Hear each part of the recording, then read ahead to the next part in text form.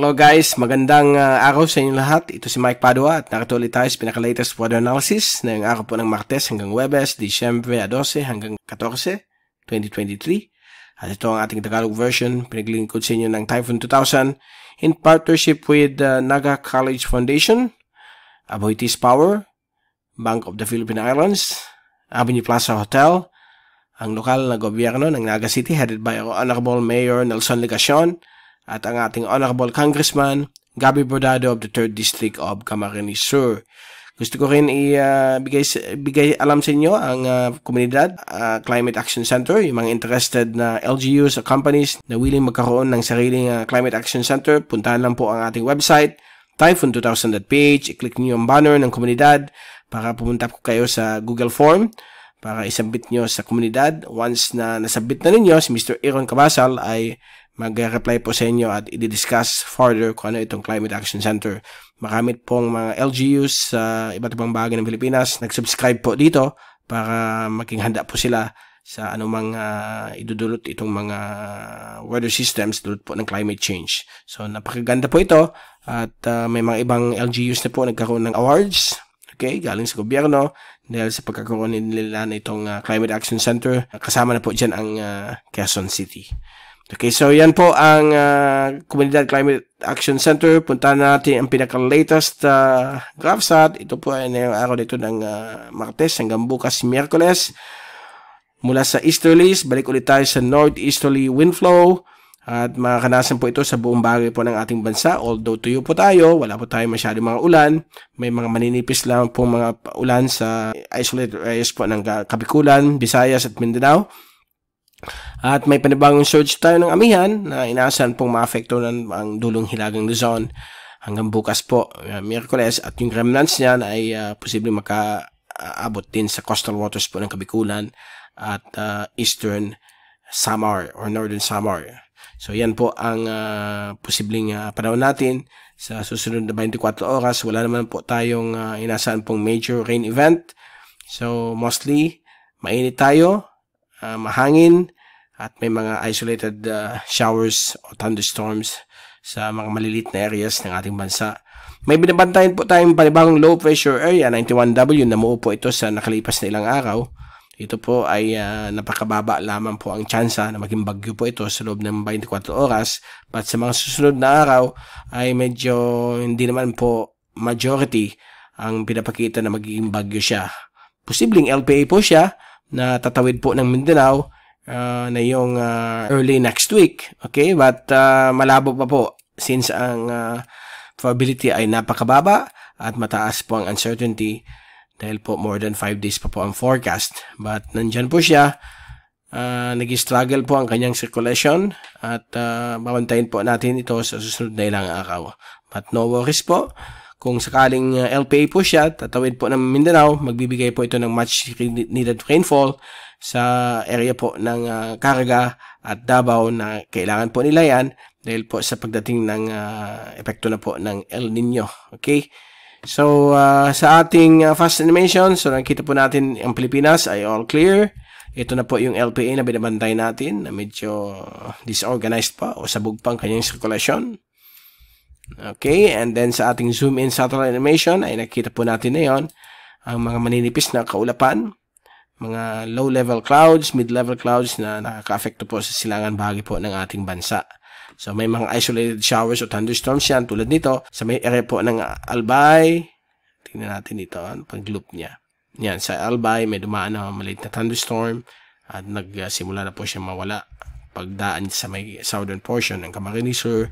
At may mga isolated thunderstorms pa rin inaasahan ngayong hapon o gabi sa ibang bahagi po ng Kabisayaan at Silangan, Mindanao. At sa ating wind forecast mula sa European model, courtesy of windy.com, ay patuloy pa rin banayad ang hangin mula sa hilagang silangan sa ibang bahagi po ng ating bansa. At ito na po yung bagong surge ng amihan. Darating po yan sa dulong hilagang Luzon sa loob ng 24 oras. So bukas, nandyan po siya. At yung mga remnants din niya, pwedeng umabot po sa coastal waters ng Kabikulan at hilagang Samar. Okay, and then ito na po yung LPA. Binabantayan po natin. Wala pa masyadong development. At sa Huwebes ng hapon, mukhang hihina na po yung hanging amihan, balik sa northeasterly trade winds. Ang Batanes, balik sa easterlies. So, medyo hindi pa po kalakasan ang amihan. But, meron pinapakita po ang mga computer models for December 20 to 21. Baka ito yung unang malakas na amihan na makaka-affecto po sa ating bansa. But again, ang forecast niyan ay napakababa po ang probability at highly uncertain. Sa Friday, December 15, alam natin maraming mga events po yan, Christmas party. Wala po tayong ikabahala, okay? Dahil medyo okay naman po, normal ang panahon. Light northeasterly trade winds sa iba't ibang bagay ng ating bansa. Samantala, ang dulong hilaga ng Luzon, light easterly winds. At ito na po yung LPA na binabantayan po natin.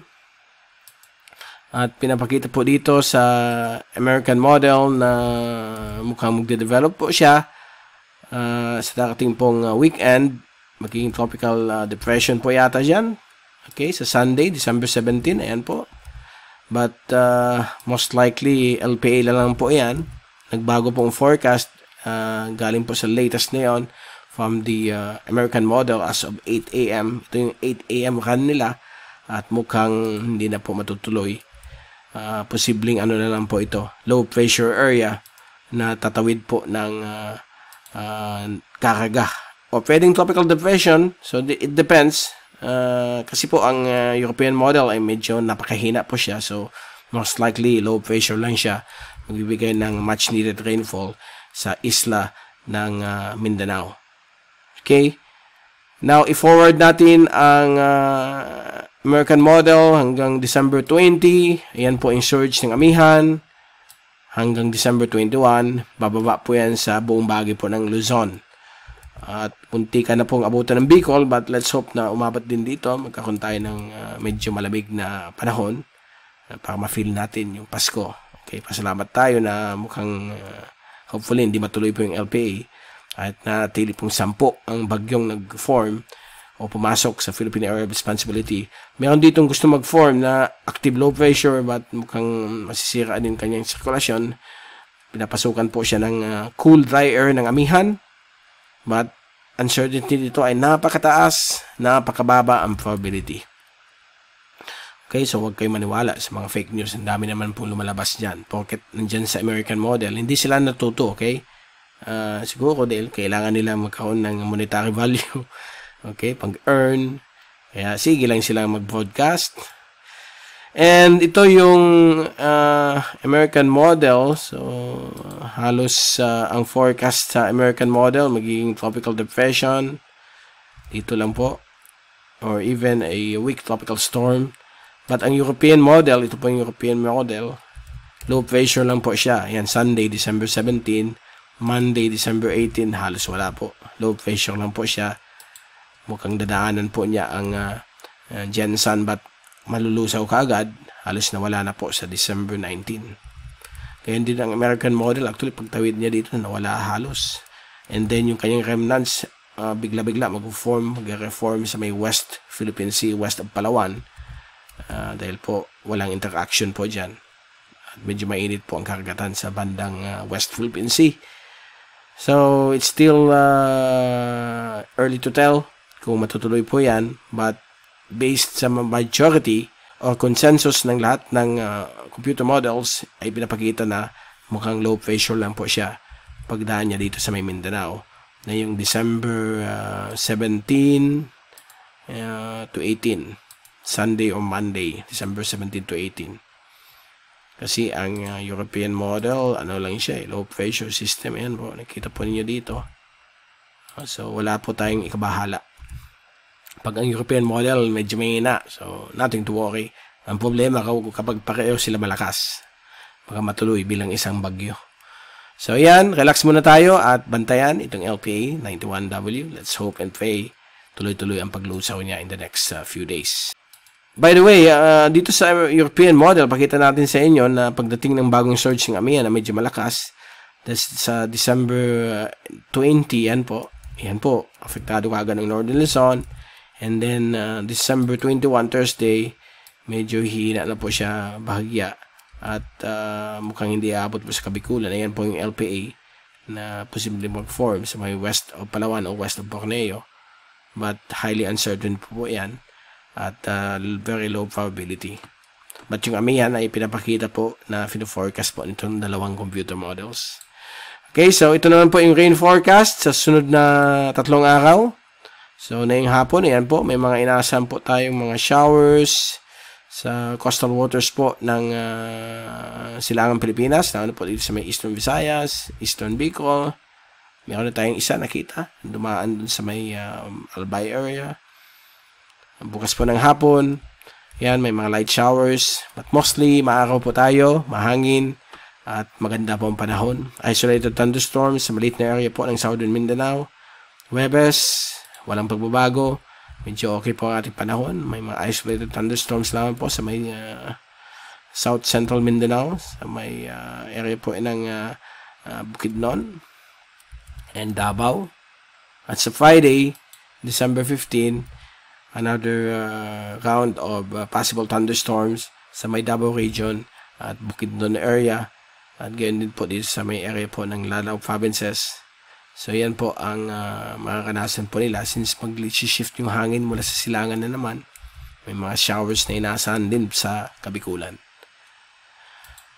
At sa ating rainfall accumulation forecast, mostly mga isolated rains ay nakatutok po sa may silangan bahagi po ng Cagayan Valley, Northern Quezon, silangan bahagi po ng Kabikulan, silangan bahagi po ng Samar at Leyte, at silangan bahagi po ng Mindanao, lalo na po dito sa may Davao de Oro o dating Compostela Valley. Okay? So, yan po ang forecast. Dito rin po sa may bulubundukin po ng Mindoro o Oriental Mindoro, may mga inaasahan po mga ulan dahil po sa orographic o topographic lifting. Okay? And gusto pong ibigay sa inyo ang bagong feature natin, itong wave forecast. May nagtatanong kasi sa YouTube kung pwedeng isama. So, ito po yung latest natin mula sa European model. Ang alon po ay katamtaman naman po from 0.5 to 1.5 meters. Sa silangan bahagi po ng ating bansa po yan. Pero bukas po ng hapon, bukas may panibagong surge po ng amihan na magpapa-increase po ng alon. Pwede umabot po dito sa may area po ng Dulong Hilagang Luzon ng up to 2.5 meters ang alon. At dito rin po sa may silangan bahagi po ng Bicol, Samar. So mag-ingat po ang mga small sea crafts, mga maliliit na sasakyan pandagat, mga fishermen na mag-fishing dahil po medyo delikado po yan. Medyo malalaki bahagya ng alon.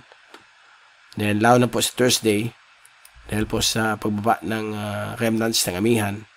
Pwede umabot po siya ng 2.5 to 3 meters. Ayan po, kita ninyo. Kapag nandito lang kayo malapit sa dalampasigan ng Bicol, medyo mababa naman po. Pero if you move farther to the east or to the north, medyo malalaki po dyan ang alon. 3 meters ang abot po ng mga alon. So, mag-ingat lang po kayong lahat dyan. Dito sa inland areas po, o inland waters ng ating bansa, sa may Visayas, no problem po. Napakababa po ang alon. Okay? Hindi naman po siya delikado sa mga maliit na sasakyang pangdagat. And sa Friday, mukhang hina na po yung amihan. Hina din yung paglaki ng alon. Balik na po sa 1.5 to 2.5. Although medyo maalon pa rin ng bagya yan. Okay? So yan po ang ating latest sa ating panahon. At babalik ulit tayo sa mga sunod na araw. Ito si Mike Padua magpapaalam. Mag-ingat po tayong lahat. #WeatherWiser. Maraming salamat po sa pagpunod sa aking channel. God bless po sa inyo lahat.